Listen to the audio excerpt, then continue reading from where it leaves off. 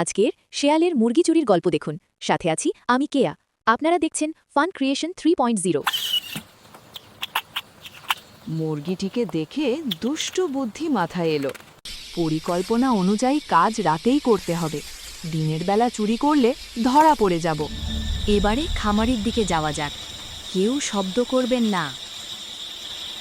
বদমাইশ বেটা, ঘুমায়নি।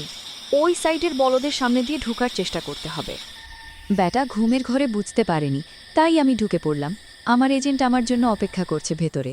এজেন্টকে সাথে নিয়ে চললাম শিকারের কাছে। ততক্ষণে আপনারা সাবস্ক্রাইব করে দিন। আমি ঢুকবো না, কিন্তু ভয় দেখিয়ে বাইরে নিয়ে আসব। গল্পের ফাঁকে গলাটা খপ করে ধরে ফেলব। তারপর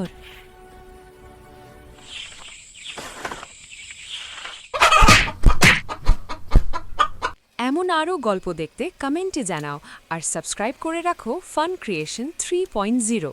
বাই বাই।